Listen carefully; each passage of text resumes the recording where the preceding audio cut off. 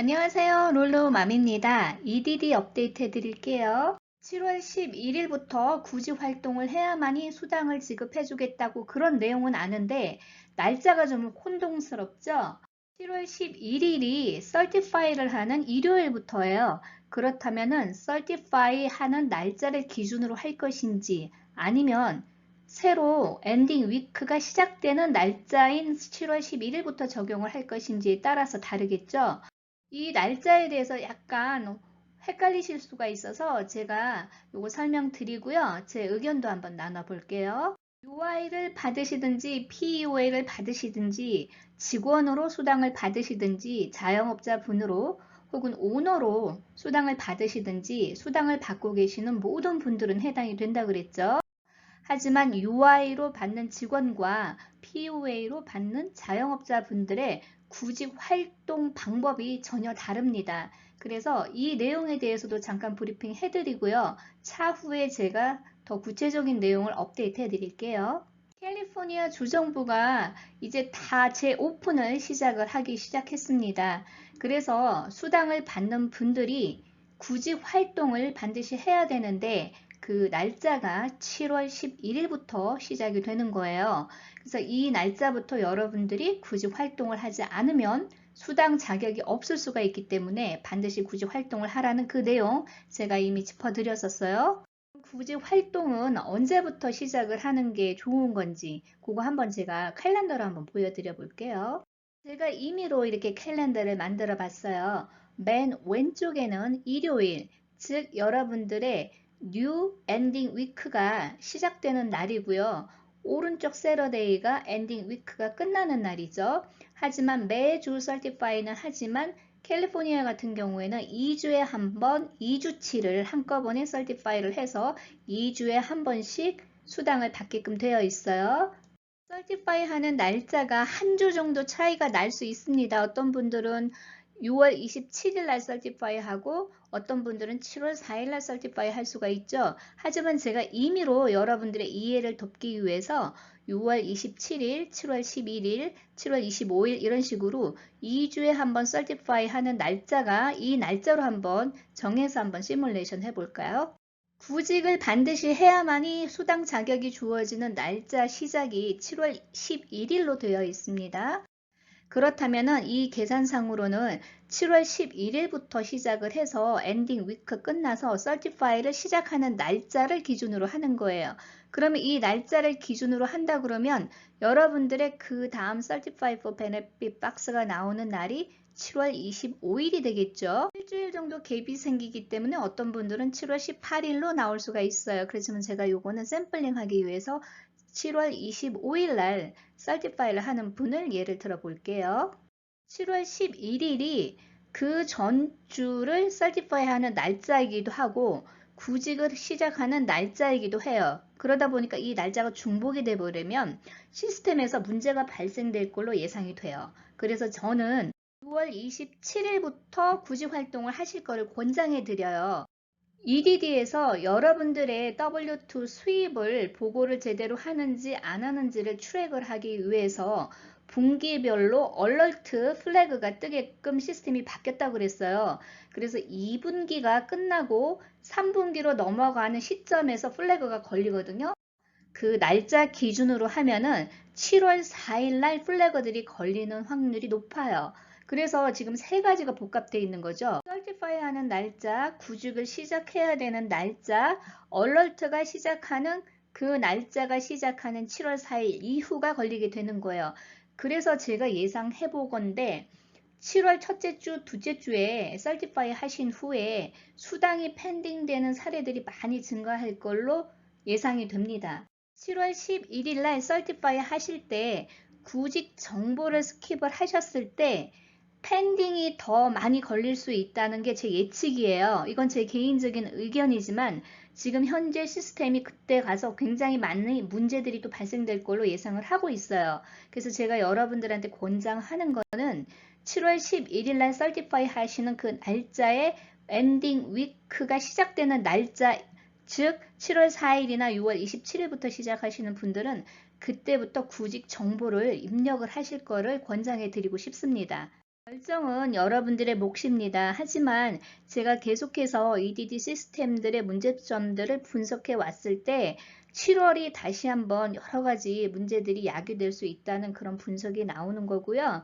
되도록이면 여러분들이 이런 데에서 펜딩이 계속 걸리는 문제를 예방하시려면 미리 날짜를 앞서서부터 구직 정보를 하나씩 입력을 하시는 게 좋을 것 같다는 제 예측입니다. UI로 수당을 받으시는 분이거나 직원으로 수당을 받는 분들이기 때문에 자영업자분들이라 하더라도 UI로 산정된 분들도 계시고요. 또 직원이라 하더라도 POA로 산정되신 분들이 계세요. 그렇지만 현재 여러분들이 직원으로서 수당을 받는지 혹은 비즈니스 오너로서 자영업자분으로서 받는지에 따라서 구직 활동이 다르겠죠. 일주일에 3곳 이상의 구직을 해야 된다는 정보를 입력을 해야 되는데 이게 만만치 않습니다. 매주 해야 된다는 게. 그래서 제가 어떻게 찾는 것이고 여러분들이 이미 이력서를 제출을 하셨으면 어떻게 팔로우업을 하시면서 이 3개를 충족시킬 수 있는지 그것도 제가 한번 시뮬레이션을 해봐 드리고요. 구직이 반드시 요구되지 않는 사례들도 있습니다. 가령 주정부에서 승인된 교육기관을 통해서 여러분들이 직업 창출을 위해서 어떤 교육이나 학교에 다니는 경우에는 예외가 돼요. 그래서 거기에 만약에 풀타임 학생으로 다니면은 여러분들이 굳이 구직을 하실 필요가 없습니다. 혹은 고용주들이 워크 쉐어링 프로그램에 참여를 하면은 이미 EDD에 워크 쉐어링 프로그램을 등록을 해서 승인을 받은 상태이기 때문에 여러분들이 팔타임으로 일을 하시면서 구직을 하실 필요가 없습니다. 이거는 고용주께서 만약에 비즈니스가 원상복귀가 되면은 fully 급여를 지급할 수 있다라는 약속이 되어 있는 그런 프로그램을 신청하는 거기 때문에 예외 대상이 되는 거예요. 혹은 여러 가지 기타 이유인데 요지는 뭐냐? 여러분들이 정확하게 다시 풀타임으로 완전히 복귀될 날짜가 정해진 분들이 있어요. 가령 대학교에서 무슨 카페테리 하시거나 이런 데에서 일하시는 분들은 학교가 시작하는 날이 만약에 예를 들어 8월 1일부터다 그러면 8월 1일부터 본인의 회사가 오픈이 되기 때문에 그날부터 정확하게 출근 날짜가 정해진 케이스들이 있을 것이고요. 한시적으로 문을 닫았어도 재오픈하는 날짜가 정확하게 정해지신 분들은 이미 완전하게 풀타임으로 다시 복직을 하실 거기 때문에 예외 대상을 둔다고 그랬어요. 그런데 이제 EDD에서 시스템이 어떻게 포맷이 바뀌어서 앤서를 하게끔 디테일하게 바뀔지는 조금 더 지켜봐야 됩니다. 잡 설치하라는 내용이 나오는 분도 있고 안 나오는 분도 있기 때문에 나오는 분들은 되도록이면 인포메이션을 좀 입력을 하시는 게 좋을 것 같고요. 안 나오는 분들은 그냥 스킵하실 수 있어요. 이 내용도 조금 더 구체적으로 나오면은 제가 다시 한번 업데이트를 해드리겠습니다. PUA를 받는 분들인데 여기에서 PUA 받는 분들은 자영업자분들을 말하는 거예요. 자영업자분들은 반드시 여러분들의 비즈니스를 다시 시작할 수 있도록 무언가 액션을 취해야만 한다는 거예요. 일반 UI로 받고 계시는 직원들의 구직 활동과 자영업자분들의 구직 활동의 정보를 입력하는 것은 완전히 달라요. 그래서 비즈니스를 하시는 분들이 조금 절차가 복잡하고 준비해야 될 내용들이 많습니다. 그래서 이 내용은요, 조금 다소 복잡하기 때문에 여러분들이 제 동영상을 스텝 바이 스텝 스킵하지 마시고 하나씩 보시면서 준비를 미리 해두시는 게 좋습니다. 비즈니스를 활성화하기 위해서 여러분들이 전략적으로 비즈니스 홍보를 해야 되는 거, 혹은 비즈니스 홍보를 위한 어떤 네트워크 교육이 있으면 적극적으로 참여를 해야 되는 거예요. 워크숍 같은 거. 혹은 여러분들이 만약에 기존의 클라이언트가 있다면 클라이언트들을 통해서 어떻게 다시 비즈니스를 활성화시키기 위해서 노력을 했는지에 대한 증빙 자료들이 필요해요. 전단지를 만들어서 홍보를 하거나 이메일이나 문자를 통해서 고객들한테 컨택하는 정보도 이해가 될 수가 있겠지요. 온라인 플랫폼으로 여러분들의 비즈니스를 홍보할 수 있는 여러 가지 방법들이 있습니다. 프로덕트를 파시는 분들은 뭐 아마존이나 이베이에 등록해서 셀러로 이제 활동을 하시는 것도 하나의 예가 될 수 있고요. 그런 물건을 파는 게 아니고 뭐 융자 전문의 혹은 부동산 하시는 분들처럼 일을 해서 커미션을 받는 분들은 온라인으로 본인들을 홍보할 수 있는 거를 창출해 내야 되는 거겠죠.